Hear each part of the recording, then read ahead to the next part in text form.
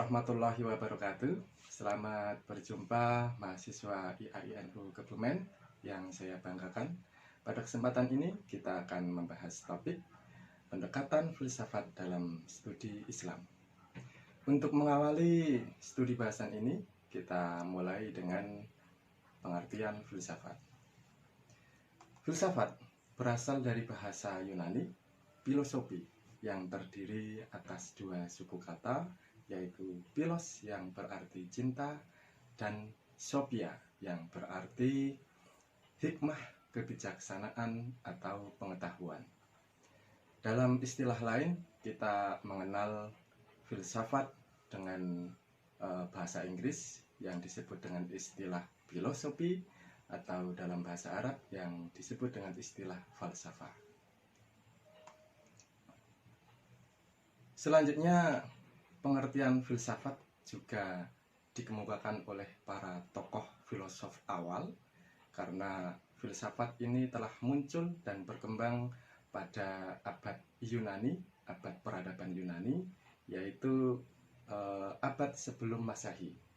Kita mengenal filosof kuno yang pertama adalah Plato, yang menyatakan filsafat adalah pengetahuan yang bersifat untuk mencapai kebenaran yang asli.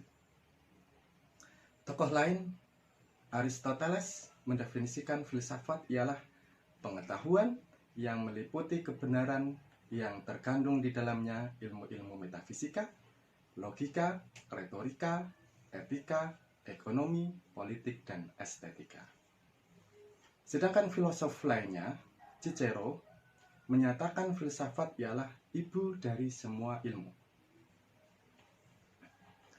Sedangkan menurut Descartes, filsafat ialah kumpulan segala pengetahuan di mana Tuhan, alam, dan manusia menjadi pokok penyelidikannya.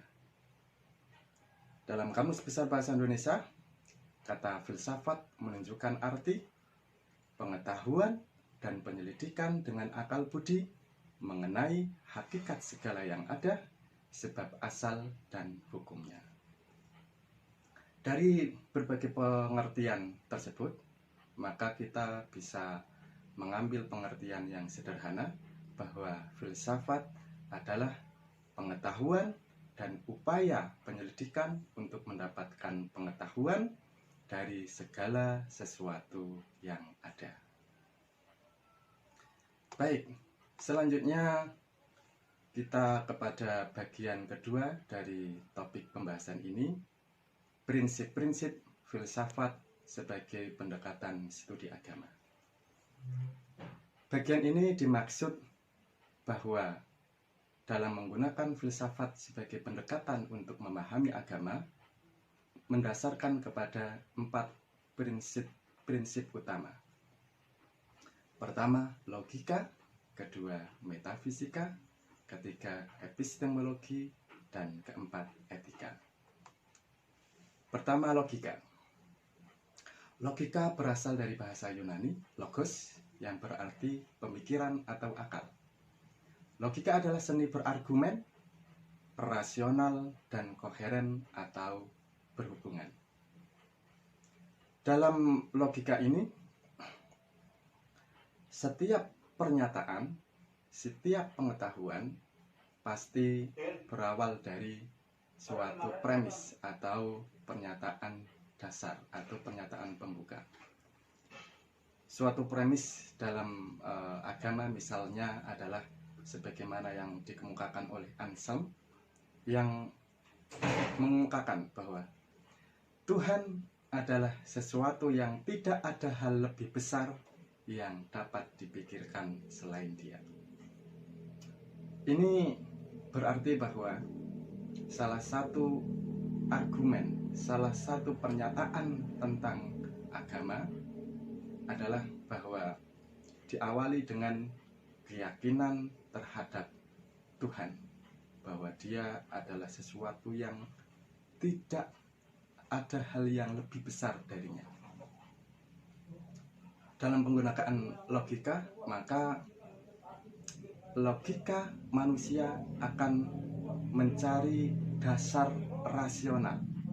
Bagaimana untuk bisa menjelaskan bahwa memang Tuhan adalah sesuatu yang tidak ada yang lebih besar darinya.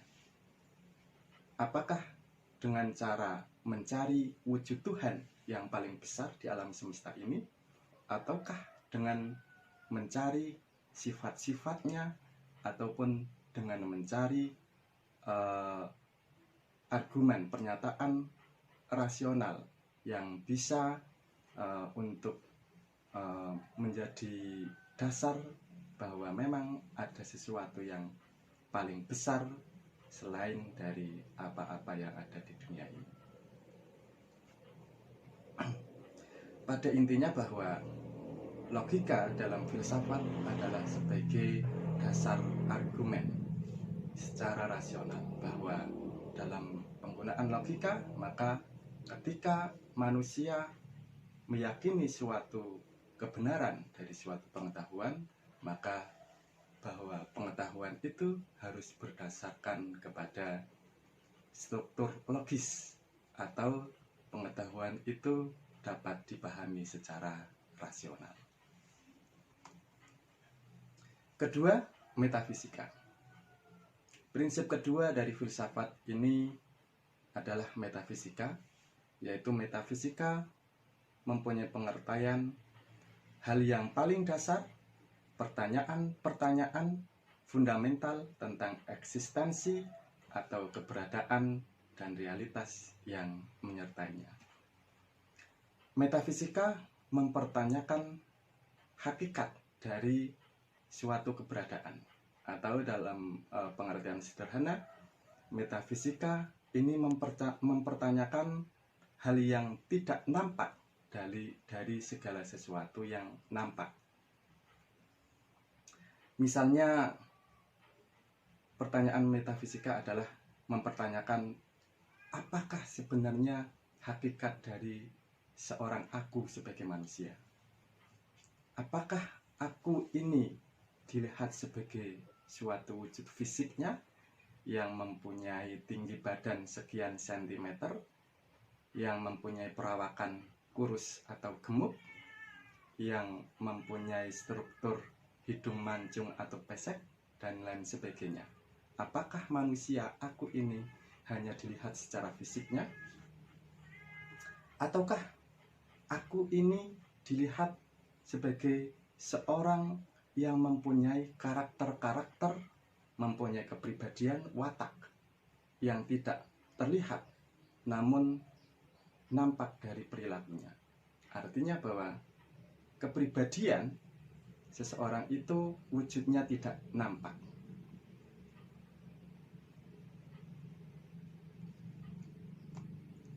Nah, dalam hal pendekatan filsafat menggunakan prinsip metafisika ini, misalnya berkaitan dengan pertanyaan-pertanyaan ontologis tentang eksistensi Tuhan, mempertanyakan bagaimana sebenarnya keberadaan Tuhan, wujudnya, dan lain sebagainya. Juga pertanyaan-pertanyaan kosmologis terkait dengan bagaimana asal-usul dari dunia dan manusia ini, dan juga pertanyaan-pertanyaan tentang humanitas, watak dan status manusia serta masyarakatnya.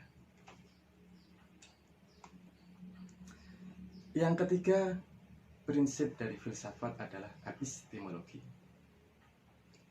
Epistemologi ini menitik beratkan pada apa yang dapat kita ketahui dan bagaimana kita mengetahui. Epistemologi ini menuntut adanya suatu cara atau metodologi dalam mendapatkan suatu pengetahuan. Dalam konteks beragama, misalkan ketika penganut agama meyakini bahwa Tuhan itu ada, maka epistemologi ini akan mencari tahu, menuntut untuk mencari cara bagaimana bisa mendapatkan pengetahuan bahwa Tuhan itu ada.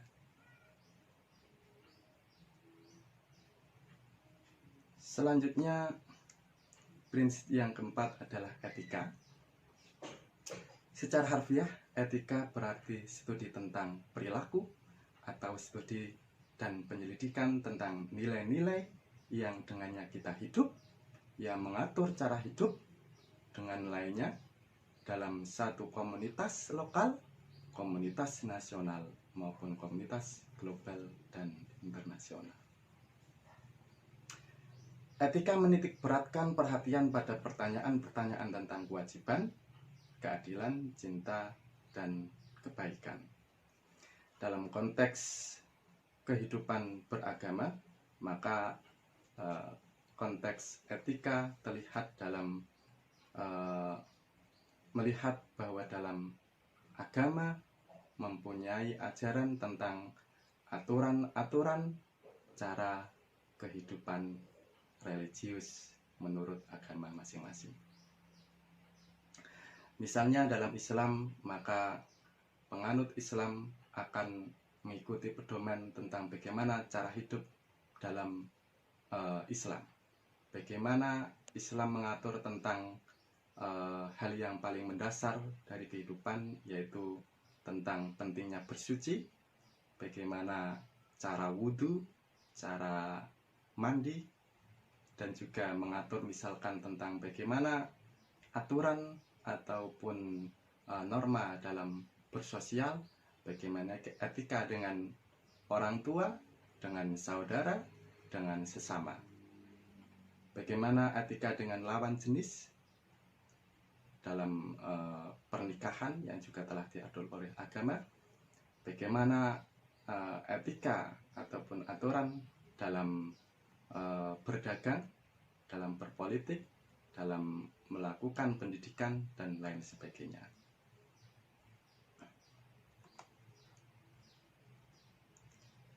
Baik, kita menuju kepada bagian selanjutnya dari bahasan ini, yaitu pendekatan filsafat dalam studi agama. Pada bagian ini kita akan mencari pemahaman tentang bagaimana pendekatan filsafat ini diaplikasikan dalam studi agama. Pendekatan filsafat dalam studi agama dikenal dengan studi Philosophy of Religion. Menurut Stanford Encyclopedia of Philosophy, apa yang dimaksud dengan Philosophy of Religion adalah pemeriksaan filosofis, tema sentral, dan konsep yang terlibat dalam tradisi agama. Pemeriksaan filosofis, tema sentral, dan konsep yang terlibat dalam tradisi agama. Ini tidak terlepas dari pengertian filsafat, yaitu adalah sebagai suatu upaya penyelidikan terhadap pengetahuan. Oleh karenanya, pendekatan filsafat dalam studi agama adalah upaya penyelidikan ataupun pemeriksaan terhadap tema sentral dan konsep dalam ajaran agama. Pendekatan filsafat akan melakukan penyelidikan secara rasional ataupun secara logis terhadap konsep-konsep, doktrin-doktrin, dan ajaran agama. Ini bukan berarti kemudian bahwa pendekatan filsafat ini nanti akan mementahkan ataupun menolak argumen-argumen ataupun doktrin-doktrin agama. Tetapi tidak hanya itu, namun bagi penganut agama bisa dipergunakan dengan cara bahwa ajaran-ajaran agama tersebut bisa dipahami dengan akal pikiran manusia, dengan struktur logis dari akal manusia itu.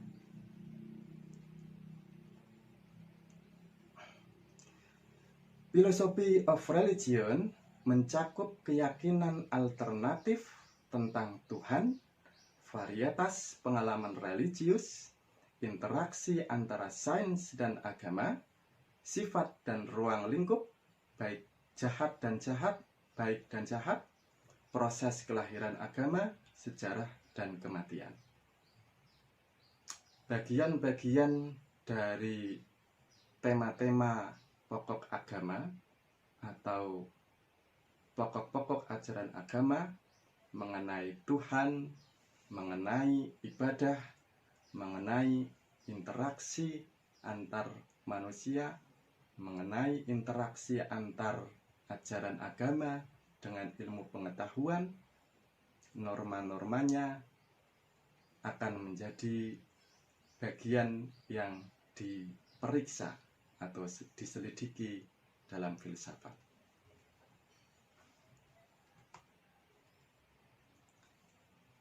Tentunya filsafat ini ketika dijadikan sebagai pendekatan terhadap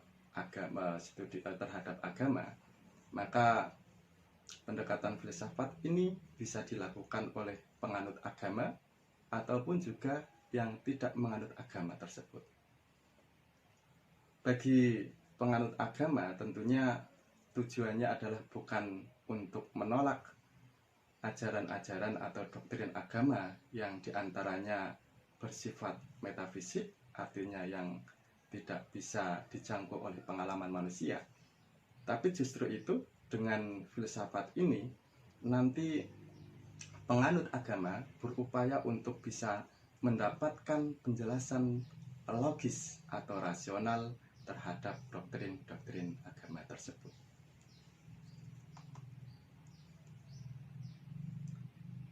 Baik, kita menuju bagian selanjutnya dari topik bahasan ini, perkembangan historis pendekatan filosofis dalam studi agama. Pemahaman terhadap agama dengan pendekatan filsafat telah ada sejak Yunani kuno sampai kepada era sekarang. Berdasarkan sejarah pendekatan filosofis dalam studi agama dapat diklasifikasikan menjadi 4 periode. Yang pertama, periode filsafat Yunani. Yang kedua, periode kelahiran Nabi Isa. Ketiga, periode kebangkitan Islam. Dan keempat, periode kebangkitan Eropa. Pertama, periode filsafat Yunani. Pada era ini, penggunaan filsafat dalam pemahaman terhadap agama adalah dalam tahap di mana para filsuf itu berupaya untuk mencari atau berupaya untuk membangun argumen tentang agama, berupaya untuk membangun dasar logis, rasional terhadap alam semesta ini mengenai keberadaan hal yang tidak nampak dalam keberadaan dunia ini. Para filsuf mulai mencari tahu bagaimana adanya hal-hal yang bersifat supranatural, yang mana hal tersebut menjadi zat ataupun energi yang menciptakan alam semesta ini. Para filosof mempunyai premis bahwa pada hakikatnya segala yang ada ini berawal dari tidak ada, dan karenanya ada sesuatu energi ataupun zat yang menciptakan atau menyebabkan itu ada, yang dikenal dengan causa prima. Nah, dalam konteks tersebut, ketika para filosof mempercayai atau meyakini adanya sesuatu yang bersifat metafisik, supranatural, yang menyebabkan kejadian keberadaan alam semesta ini, maka pada dasarnya mereka itu mempercayai adanya kekuasaan di luar manusia, atau secara sederhana mempercayai keberadaan adanya Tuhan. Periode yang kedua adalah periode kelahiran Nabi Isa. Pada masa ini ada suatu fenomena di di mana agama Nasrani muncul. Dan ini menyebabkan bahwa tradisi pengetahuan yang sebelumnya didasari oleh kegiatan atau aktivitas filsafat kemudian bergeser menjadi pengetahuan yang dasarnya berasal dari doktrin-doktrin agama Nasrani. Tentunya ini di suatu bagian akan saling bertentangan, di mana tradisi filsafat dalam mendapatkan pengetahuan ataupun meyakini kebenaran pengetahuan ini berdasarkan kepada sesuatu yang rasional yang dapat diterima secara logis. Kemudian ketika doktrin agama menyajikan pengetahuan-pengetahuan yang bersifat metafisik dan sifatnya harus diyakini kebenarannya secara absolut, mutlak, karena sebagai wahyu Tuhan. Sedangkan pengetahuan-pengetahuan yang berasal dari doktrin itu sebagian tidak bisa terjangkau oleh pengalaman manusia ataupun juga tidak bisa diterima secara logis, maka ini yang menjadikan awal mula pertentangan antara filsafat dengan agama, atau juga awal mula yang nanti akan berlanjut menjadi pertentangan antara ilmu pengetahuan dengan agama. Oleh karenanya pada masa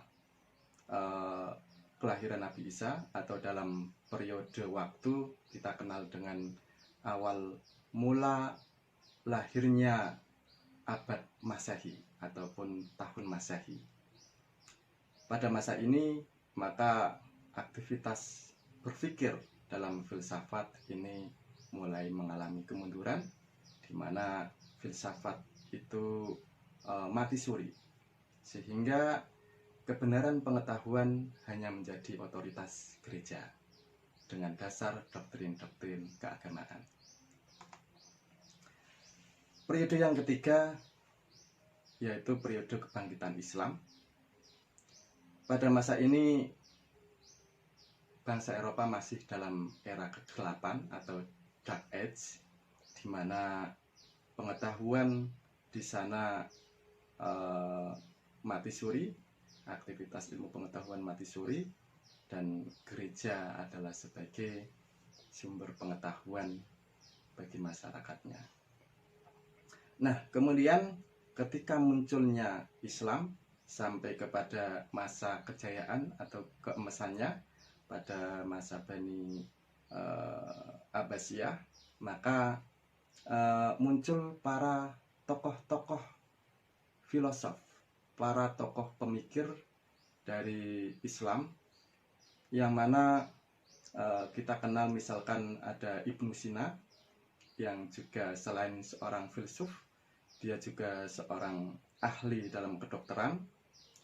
Al-Khindi yang juga seorang ahli filsafat. Al-Ghazali juga seorang filosof dan seorang sufisme juga. Kemudian kita kenal juga Ibnu Khaldun sebagai ahli sosiologi. Ini berarti bahwa peradaban Islam memungkinkan bagi umatnya untuk bisa kembali memanfaatkan akal budinya, memanfaatkan potensi manusia sebagai seorang makhluk yang berakal, sehingga dengan ajaran-ajaran Islam ini para tokoh filsuf dan para tokoh pemikir Islam bisa menggunakan potensi akalnya untuk menjelaskan pengetahuan secara rasional, sekaligus juga menciptakan pengetahuan-pengetahuan baru. Keempat, periode kebangkitan Eropa.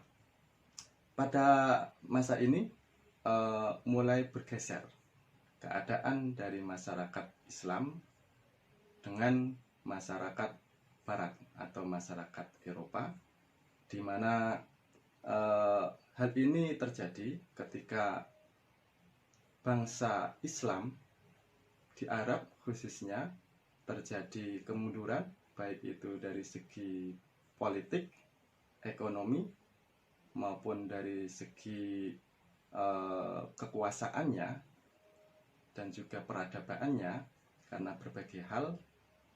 Sedangkan di sisi lain di Eropa ada fenomena yang kemudian berubah ketika gereja dari awal abad Masehi itu menguasai masyarakatnya.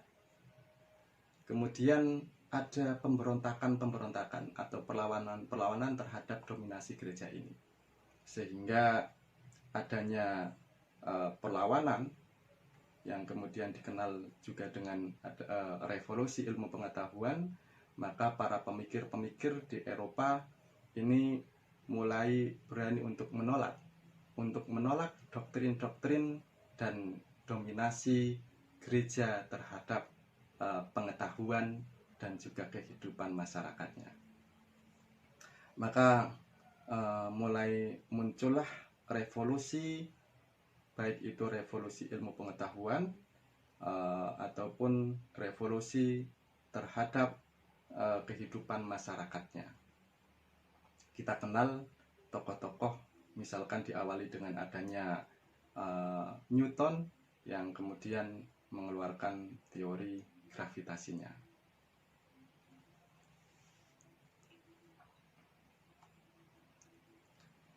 Baik, selanjutnya kita menuju bagian selanjutnya dari topik bahasan ini, kedudukan filsafat dalam studi agama. Kedudukan filsafat dalam studi agama dibagi menjadi 5. Yang pertama, filsafat sebagai agama. Yang kedua, filsafat sebagai pelayan agama. Ketiga, filsafat sebagai pembuat ruang keimanan. Keempat, filsafat sebagai suatu perangkat analitis bagi agama. Terakhir, kelima, filsafat sebagai studi tentang penalaran yang digunakan dalam pemikiran keagamaan. Yang pertama, filsafat sebagai agama. Kedudukan filsafat sebagai agama dalam konteks ini maka adalah bagaimana ketika para pemikir atau para filsuf ini mempunyai pendapat tentang adanya suatu unsur ataupun suatu kekuatan yang melebihi yang ada pada alam semesta ini, yang tidak terlihat. Seperti yang saya sampaikan tadi, bagaimana ketika para filsuf itu meyakini adanya yang dikenal dengan konsep causa prima, yaitu suatu zat yang adidaya, yang mempunyai kekuatan terbesar sehingga menjadi sumber awal mula terjadinya alam semesta ini. Dalam konteks tersebut, maka ketika seseorang itu telah meyakini adanya sesuatu yang tidak nampak, yang bersifat metafisik atau imaterial, yang itu menjadi sumber dari terjadinya alam semesta, bisa dikatakan dalam konteks tersebut keyakinan secara rasional tersebut adalah sebagai agama. Yang kedua, filsafat sebagai pelayan agama. Dalam konteks ini, maka aktivitas filsafat, aktivitas pemeriksaan dan penyelidikan terhadap kebenaran pengetahuan digunakan oleh penganut agama untuk bisa membangun argumen rasional terhadap ajaran-ajaran agama.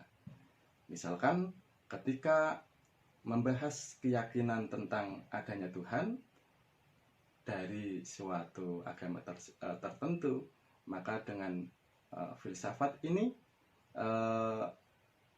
akan dibantu ataupun akan digunakan untuk bisa membangun argumen rasional mengenai kebenaran Tuhan, sifat-sifat Tuhan, dan selanjutnya dan seterusnya. Ketiga, filsafat sebagai pembuat ruang keimanan. Dalam konteks ini, refleksi manusia terhadap berbagai macam ajaran agama tentunya tidak mampu untuk bisa menjangkau hal-hal yang tidak bernalar ataupun hal-hal yang bersifat gaib kalau dalam konteks agama. Oleh karenanya, ketika kemudian menggunakan filsafat, maka fungsinya adalah bahwa hal-hal yang bersifat gaib, yang bersifat tidak mampu terjangkau oleh manusia, maka dibangun struktur rasionalnya dengan struktur rasional yang logis bagi manusia. Bagaimana misalkan ketika ada suatu pendapat, ketika Tuhan ada tetapi tidak nampak, sebagaimana ketika kita mempercayai angin tetapi itu adalah tidak nampak. Keempat, filsafat sebagai suatu perangkat analitis agama. Dalam posisi ini, filsafat digunakan untuk menganalisis dan menjelaskan watak dan fungsi keagamaan, menemukan cara kerjanya dan makna yang dibawanya. Dalam konteks ini, misalkan dalam ajaran Islam, maka filsafat akan menjelaskan secara logis bagaimana ajaran-ajaran Islam ini mempunyai fungsi dan manfaat bagi penganutnya. Misalkan ajaran-ajaran tentang pernikahan, bagaimana Islam mengatur tata cara pernikahan. Tentunya ini akan mempunyai manfaat, misalnya bahwa dengan adanya hubungan lawan jenis yang nanti berimbas kepada reproduksi yang diatur sedemikian rupa, tentunya akan mempunyai manfaat bagi kehidupan manusia selanjutnya, bagi terkendalinya populasi manusia dan juga bagi terkendalinya kondisi keamanan dari manusia itu sendiri. Selanjutnya, yang kelima adalah filsafat sebagai studi penalaran yang digunakan dalam pemikiran keagamaan. Dalam konteks ini, maka filsafat melihat umat beriman adalah manusia, dan oleh karena itu struktur pemikiran mereka dan kebudayaan mereka merupakan kondisi bagi apa yang mereka yakini. Bahwa manusia dalam meyakini ajaran agamanya, maka sesuai dengan tingkat pemahaman manusia itu, masing-masing manusia itu. Oleh karenanya, perilaku-perilaku keagamaan ataupun tradisi-tradisi keagamaan itu pada dasarnya sudah merasuk dalam alam pemahaman manusia, sehingga kemudian dari pemahaman tersebut diaplikasikan dalam tradisi-tradisi ataupun perilaku keagamaan.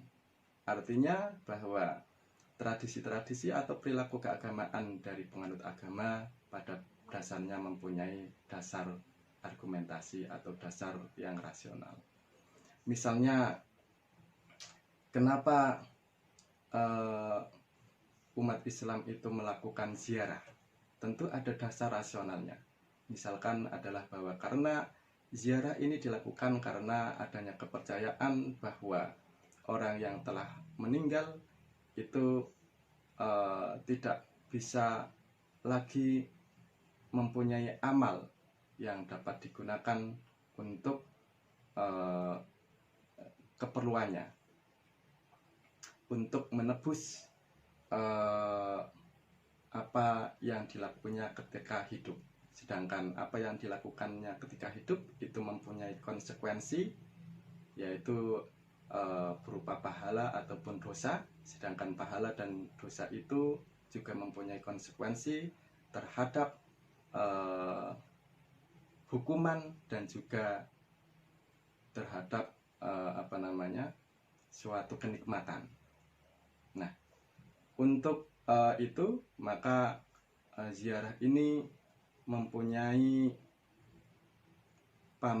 pemahaman bagi para pelakunya bahwa mereka bermaksud untuk memberikan bantuan agar yang diziarahi ini bisa mendapatkan keringanan, terutama dalam hal hukuman-hukumannya, ataupun lebih untuk mendoakan bagi keselamatan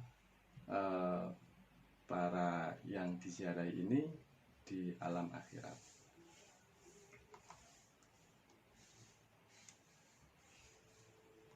Baik, saudara-saudari sekalian, mahasiswa yang saya banggakan, pada bagian ini kita cukupkan. Selanjutnya saudara sekalian bisa lebih untuk mempelajari topik bahasan ini di artikel yang telah saya tulis, yang saya share di grup Google Classroom pengantar studi Islam.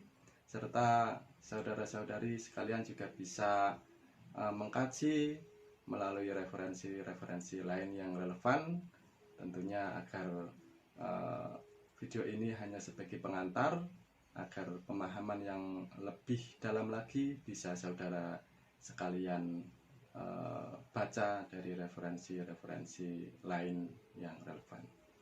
Terima kasih. Wassalamualaikum warahmatullahi wabarakatuh.